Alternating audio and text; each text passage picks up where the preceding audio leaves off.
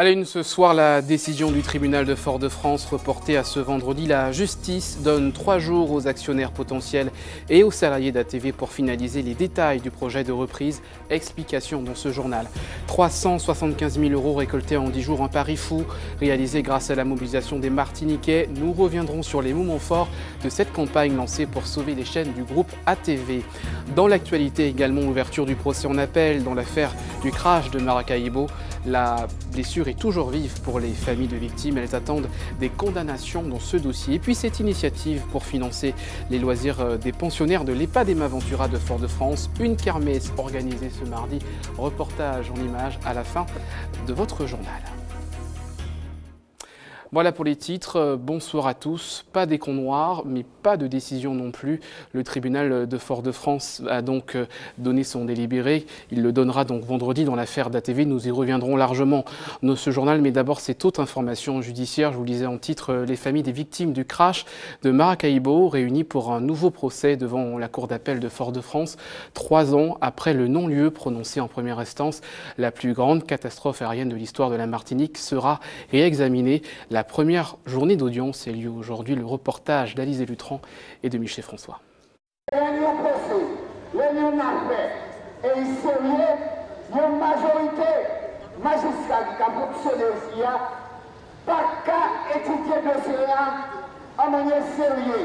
Trois ans après le non-lieu prononcé par la justice, les voix des familles des victimes du crash de Maracaibo s'élèvent une nouvelle fois.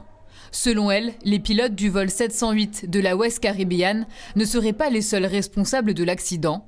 Cette nouvelle audience, qui se déroule sur 2 jours en appel, n'est pas publique, une décision que certains dénoncent. Volontairement, je pense que les convocations n'ont pas été envoyées aux familles pour éviter que les familles ne se rassemblent, pour éviter qu'il y ait trop de monde. Il y a à peine 150-200 personnes à l'intérieur qui ne feront pas le poids face aux magistrats, parce que bon, on sera vite bouffé. Je trouve ça dommageable, encore une fois, on s'est encore fait avoir. Et depuis le début, on n'a pas cessé de se faire avoir. Dans le collimateur de la partie civile, le tour opérateur qui avait organisé le voyage à l'époque et la compagnie aérienne. Nous voulons le procès de tous ceux qui ont participé. Et non que ce soit seulement les pilotes qui ont conduit l'avion. Parce que cet avion, on l'a dit ce matin, il était déjà pourri. Pourquoi? Parce qu'il est mal entretenu, parce que les gens qui l'utilisaient ne faisaient pas les contrôles, n'avaient pas les moyens d'assurer la sécurité des gens. Il y a une chaîne de responsabilité dans cette affaire que les juges ne veulent pas reconnaître. D'abord en première instance, et il semblerait que les magistrats de la Cour d'appel auraient souhaité garder cette position. Je pense que le débat d'aujourd'hui ferait avancer la situation pour qu'on puisse obtenir un complément d'information, ce qui fait un renvoi devant le tribunal pour des questions de fond. Procès de la dernière chance. Presque 13 ans après la catastrophe aérienne, il reste désormais une journée aux familles des victimes pour tenter d'obtenir gain de cause. 152 personnes avaient péri dans l'accident en août 2005. Voilà pour ce procès. En mettant ce petit clin d'œil, notamment aux pensionnaires de l'EHPAD Emma Ventura de Fort-de-France, je vous le disais, une kermesse était organisée aujourd'hui. Objectif, recueillir des fonds pour organiser les activités de loisirs de ces pensionnaires. Écoutez ces réactions recueillies par Alizé Lutran et Guy Raphaël René. Nous avons des partenaires. Ce sont des gens qui nous proposent ça, on le leur dit, et ils viennent et ils apportent leur savoir-faire. Ils vendent. Ils nous donnent un petit pécule, ils prennent leur part et puis ils nous donnent une petite partie.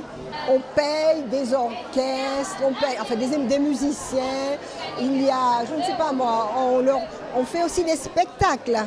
On fait des spectacles, on a eu les mascottes, on fait des spectacles, il faut les payer.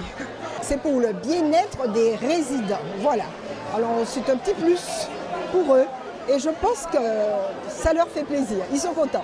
Je connais les clients et les clients m'en demandent, donc c'est pour ça cette année j'ai pu en faire davantage et c'est pour cela que bon, il y a les fouilles à pain et tout, donc vous voyez, tout ce que vous voyez là, c'est ce matin que j'ai fait cette cueillette là pour que ça ne soit pas gâté.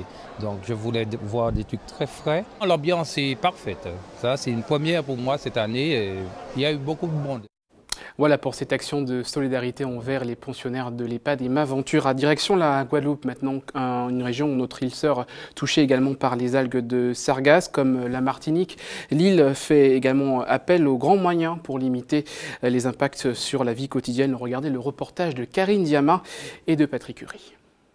Dans cette petite résidence située en bord de mer, les habitants sont incommodés en permanence par l'odeur des algues sargasses. L'odeur nous gêne, oui. Le matin très tôt, quand on se réveille, ah oui, on ne peut pas résister ici.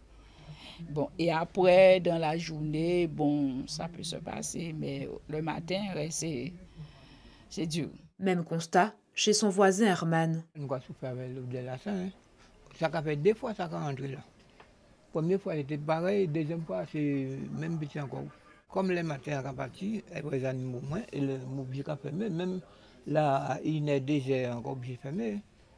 Et quand on ouvre, quand on a toute l'odeur là, 43 cas là. Si certains voisins ont préféré s'en aller le temps que les émanations soient moins denses, d'autres beaucoup plus téméraires se sont habitués à leur nouvelle qualité de vie. Je n'ai pas changé d'habitude, hein, je reste toujours pareil. Oui, oui. Pas d'habitude. On s'habitue finalement, on s'habitue. Il faut s'habituer. Hein. Bon, comme j'ai entendu à la radio, il faut sortir. Mais sortir et aller où? On ne peut pas sortir. Alors on doit s'habituer. Outre la gêne olfactive, c'est un risque sanitaire qu'encourent les habitants de bord de mer. Mais tombe pas même ça, pas même ça, parce que tout ça coûte. C'est hier médecin là de coûte ça même. Alors, pas même, si on l'état pour moi, pas même ça, boire de la mélange, pas même ça, qui gens ça fait, qui gens ça pas fait. Et on pas fait attention, on pas. Certains habitants seraient également victimes de dégradation matérielle. Moi, ce que je peux dire, c'est mon téléphone. J'ai pas de réseau pour mon téléphone, mon appareil, comment dire, box. Ouais, j'ai pas de réseau pour le téléphone. Bon, parfois la télé joue, mais la télé s'éteint. De nouveaux échouages d'algues sargasses sont prévus à compter d'aujourd'hui sur les côtes est et nord-est de la Basse-Terre, ainsi que sur les Saintes et Marie-Galante. Retour en Martinique et retour à l'actualité principale de cette édition, la situation d'ATV. On parlera dans quelques instants de la décision du délibéré reportée par le tribunal de Fort-de-France. Mais d'abord, retour sur cet événement. C'était en direct hier soir sur ATV Martinique. L'annonce donc de la réussite de notre projet. Il fallait recueillir 375 000 € minimum pour sauver les chaînes du groupe ATV. Ça a été fait. Retour sur ces moments forts avec Louis Sabas. C'est un peu la fête ici, puisque je vous rappelle que nous avons atteint notre montant. 10 jours de collecte et un montant de 375 000 € atteint. C'est l'histoire d'un pari fou, celui du combat de l'ensemble des salariés d'ATV, un défi gagné et pas mal de fierté. Voilà, merci. Allez, on s'y est donné à fond et je suis fière de travailler à ATV et je suis fière de nos Martiniquais, quoi. Je suis très fier parce que les Martiniquais ont su montrer que quand il fallait s'unir, que quand il fallait agir, ils étaient capables de le faire. C'est un fait historique. Hein. Les Martiniquais ont relevé le défi, les Martiniquais ont sauvé la télé de la Martinique. Donc, grand merci aux Martiniquais. 10 jours, 10 €, la campagne est lancée le 6 mai 2018. Et déjà, les premiers dons affluent sur le site de Dalendo. Quelques centaines, puis des milliers d'euros pour atteindre plus de 112 000 € ce dimanche. Mais le gros du travail s'effectue physiquement auprès de la population et grâce à la caravane d'ATV, en 2 jours, près de 40 000 € sont réalisés. Je ne reste pas, je suis au travail. La caravane ATV pour sauver Télépédia. 10 jours, 10 €. Et les soutiens viennent de toutes parts. Associations, entreprises et même RCI entrent dans la partie. Du personnel d'ATV bien entendu, ils sont mobilisés. L'opération Coller tête, coller épaules permet de rassembler 10 000 € supplémentaires. La mobilisation lors des caravanes et à l'accueil d'ATV n'a jamais faibli.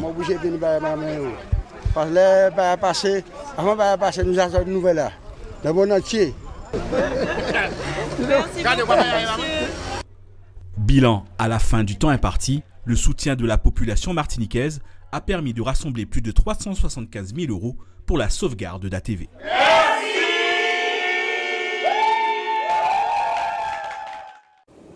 Voilà pour ce résumé de ces 10 jours de mobilisation. Nous invités ce soir, Kathleen Bilascopette, rédactrice en chef d'ATV Martinique. Bonsoir. Bonsoir. Et Miguel Limol, le président de l'association des médias des îles, qui est donc à l'origine de cette grande mobilisation. D'abord, Miguel Limol, on va revenir, on l'a annoncé hier, on a atteint notre objectif, 375 000 €.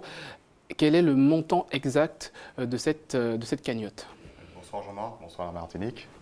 Alors, nous avons effectivement atteint la somme de 375 000 €.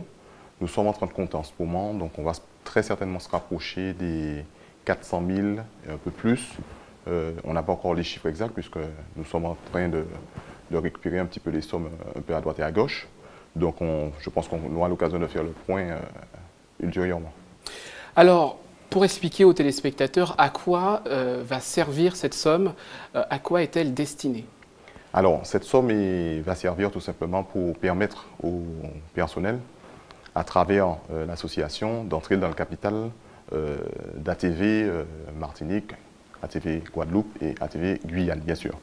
Ça, c'est cette somme qui manquait pour les investisseurs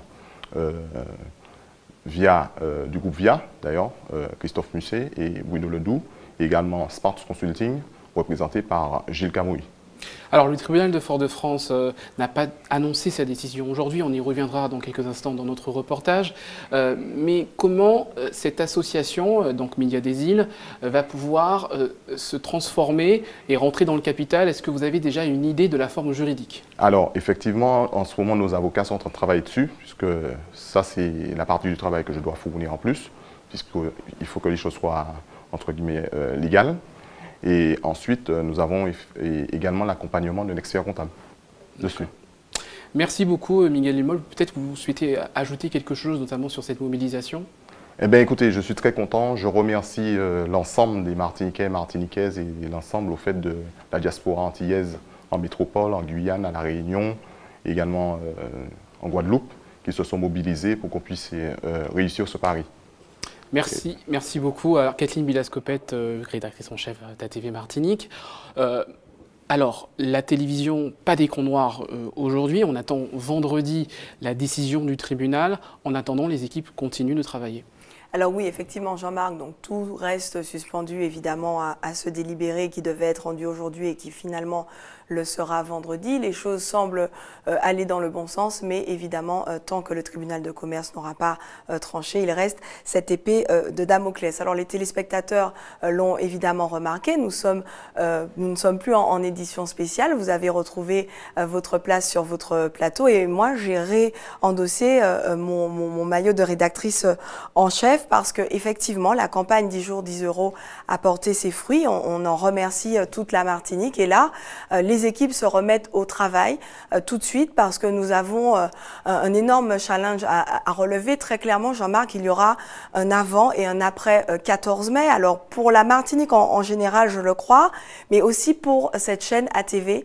Donc tout notre travail consiste désormais à essayer de maintenir ce lien qui a été renoué de manière particulièrement solide avec la population tout au long de cette campagne. Il s'agit maintenant, à travers nos programmes, à travers nos éditions d'information, à pouvoir faire vivre, redonner pleinement vie à ce lien sur notre antenne. Et c'est tout le challenge que nous avons à relever désormais et nous y travaillons dès à présent. Merci beaucoup Kathleen Bilascopette d'avoir accepté notre invitation ce soir. Merci également à Miguel Limol et on va revenir sur cette bonne nouvelle. Hier, on a atteint les 375 000 € au minimum. Voyez la réaction des Martiniquais recueillis ce matin par l'USABAS. On écoute. Grand sentiment de satisfaction et ça montre que notre population est solidaire et que ATV est dans le cœur de tous. Tout ce qui s'est passé, que ce soit les endroits et dans les communes, ATV est toujours là. J'espère que ATV tient fort, fort, fort, fort, fort. Ok, Doudou? Ça a été une très très bonne initiative et ça a suggéré une volonté farouche de la part des employés de s'en sortir. Je suis content, je suis content. Félicitations les Martiniquais. Tous ces gens qui sont des autres là, je suis content, je suis content. Je suis content des autres qui ont soit de l'eau coulante. ATV a toujours été plus, comment dire, plus facile d'accès pour les jeunes qui font de la musique, etc. Et j'espère qu'ils vont continuer sur cette lancée-là et puis continuer à pousser les petits jeunes qui font des vraies choses, quoi, de la vraie musique. Moi j'aime bien quand c'est local, vraiment local. Comme entier pays, c'est super ça. Plusieurs programmes locaux, qu'on puisse se voir, comme disait l'un de vos collègues, qu'on se voit, qu'on existe. Tenir dancehall news dans l'autre sens, ça aussi, c'est pour virer, mettre ça là-dessus. Je voulais que la porte soit grande ouverte pour la population, pour parler les nécessaires, tout ce qui est bon pour le pays. Voilà pour la réaction des Martiniquais et voilà également pour le souhait de nos téléspectateurs. Kathleen, évidemment, il faut revenir à la proximité. Oui, c'est vrai que l'idée, Jean-Marc, on le savait avant, mais on le sait désormais encore plus. L'idée, c'est que nous voulons résolument revenir aux fondamentaux d'ATV et réancrer encore plus cette chaîne dans sa proximité. C'est tout le travail que nous menons déjà, mais que nous allons renforcer. Et d'ailleurs, je lance d'ores et déjà un appel à nos téléspectateurs de continuer à nous appeler s'ils sont témoins évidemment d'un événement, s'ils ont des événements dont ils souhaitent nous faire part. N'hésitez pas, vous avez, je crois, bien enregistré le numéro de notre rédaction 55 12 12, l'adresse info@wipa972.com. Vous pouvez également nous envoyer vos vidéos sur le fil WhatsApp créé également lors de cette campagne. Il va rester en activité pour collecter vos vidéos tout au long de l'année. Donc n'hésitez pas si vous êtes témoin d'un événement et que vous captez un événement simplement avec votre smartphone d'ailleurs, n'hésitez pas à nous l'envoyer via ce même canal. Merci beaucoup Kathleen Bilas-Copette et restez avec nous et également Miguel Limol. On va revenir donc sur cette non-décision du tribunal de Fort-de-France. Il faudra donc attendre 3 jours supplémentaires pour avoir le prononcé de la justice sur l'offre de reprise représentée par Smart Consulting, Granvia et les salariés d'ATV. Il s'agirait de simples documents administratifs. La présidente du tribunal de commerce de Fort-de-France a reporté le délibéré à vendredi. Les précisions avec ce reportage de Guy Raphaël René. C'est finalement le 18 mai prochain que le tribunal de commerce rendra sa décision quant à la poursuite ou non de l'activité à ATV. Précisément, le délibéré a été prorogé au 18 mai pour pouvoir permettre la finalisation de la signature des actes de cession.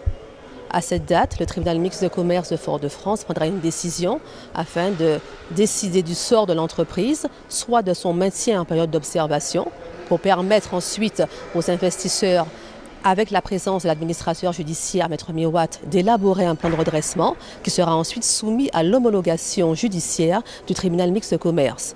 Et à défaut, ce que nous ne souhaitons pas, et nous luttons pour pouvoir éviter une telle alternative. Un délai supplémentaire de 3 jours qui sera mis à profit pour trouver la meilleure solution pour pérenniser l'activité de l'entreprise. Tous ceux qui interviennent dans ce dossier sont très attachés à la recherche d'une solution qui donne satisfaction à la population, aux salariés, et qui nous permettent donc d'assurer la continuité de l'activité. Le tribunal est très engagé dans au service de cet objectif, et c'est la raison pour laquelle il a accepté, au vu des efforts qui étaient faits par toutes les parties, d'ordonner ce renvoi, de proroger sa décision pour permettre de trouver la solution adaptée aux exigences de la situation. 3 jours supplémentaires pour finaliser la procédure de cession des parts sociales entre l'ancien et le futur détenteur de l'entreprise. Une prorogation qui rassure les salariés malgré leur volonté d'être fixés sur leur sort. Pour nous, c'est une victoire quand même. C'est important puisqu'il ne faut pas oublier qu'il y a quelques jours de cela encore, nous étions menacés carrément de liquidation. Donc c'est une victoire importante pour tout le personnel, pour faire prendre conscience à tout le monde que ATV était en grand danger. Actuellement, on a démontré avec la population martiniquaise que ATV compte dans le paysage audiovisuel martiniquais, que le personnel s'est impliqué à 200% et on est confiant. C'est vrai qu'on se disait que la campagne était finie et qu'on aurait enfin une réponse. Maintenant, bon, c'est prorogé jusqu'à vendredi. On attend, mais on est quand même confiant. Je sais pourquoi la décision est reportée, donc ça me rassure quand même un peu. Mais c'est vrai que j'aurais aimé que ce soit fini là aujourd'hui. 18h47 politique. Ok, ça marche. Dans 16 minutes. Oui. La balle est alors dans le camp de Jean-Michel et Gésip qui est attendu pour signer les documents avant le 18 mai prochain. Voilà ce que l'on pouvait dire ce soir sur la situation d'ATV. Je vous rappelle que la décision est attendue vendredi, donc avec la décision du tribunal de commerce de Fort-de-France. C'est l'heure de retrouver votre JT des communes.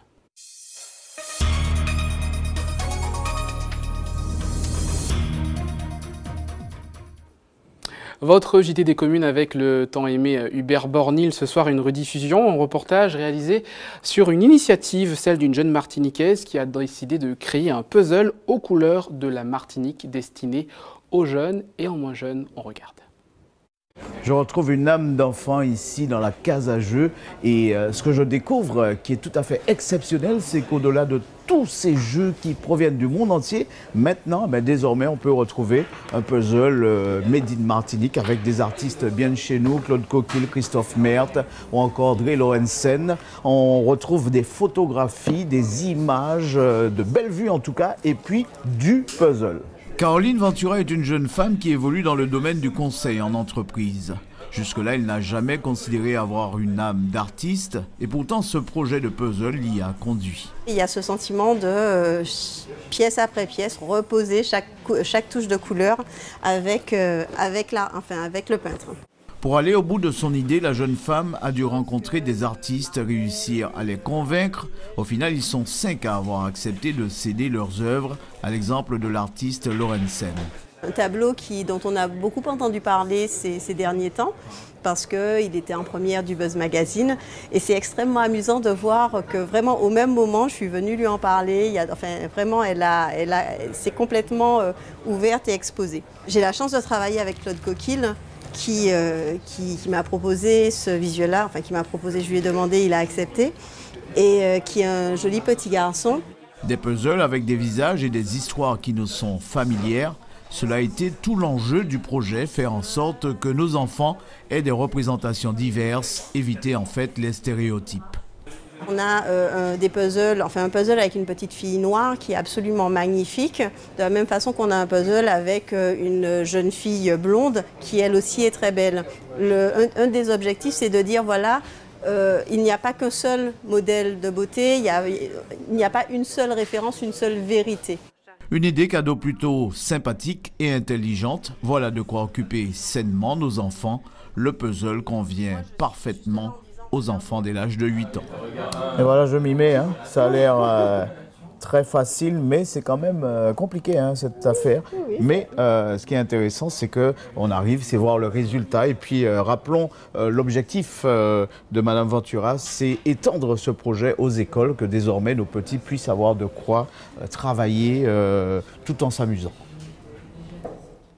Et je vous confirme, depuis, il y est arrivé. Voilà pour votre JT des communes. Cette information pratique maintenant, le planning du don du sang. Demain, rendez-vous au centre commercial La Galeria entre 9h et 14h avec toute l'équipe de l'EFS Martinique. Vous pouvez également vous rendre à la maison du don à l'hôpital Laminard à Fort-de-France de 9h à 16h. Et c'est la fin de cette édition. Je rappelle les principaux titres développés et bien évidemment le report de la décision du tribunal de commerce de Fort-de-France concernant la situation d'ATV. La justice donne 3 jours de plus aux actionnaires potentiels et aux salariés pour finaliser les détails du projet de reprise. Et puis, c'est donc 375 000 €, voire plus, qui ont été récoltés en 10 jours. Un pari fou réalisé grâce à votre mobilisation, celle des Martiniquais.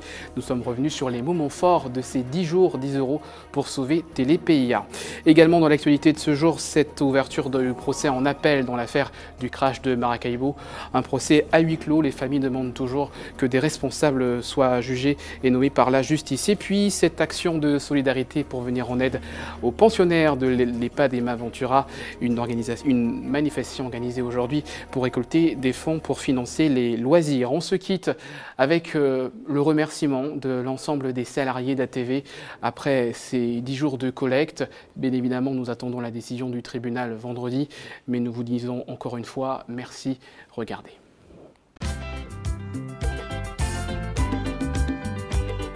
ATV, c'est ma télé. Je suis très fier aujourd'hui d'avoir fait ce geste. Mon préféré, passer l'autre là. ATV, c'est ça nous. C'est notre télé ATV. C'est mon plus grand plaisir de la regarder.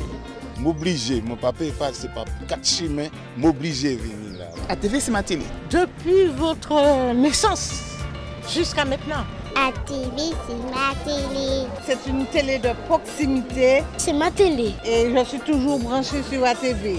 ATV fait un travail de proximité pour donner une information aux gens claire, objective sur nous-mêmes. ATV, c'est notre télé.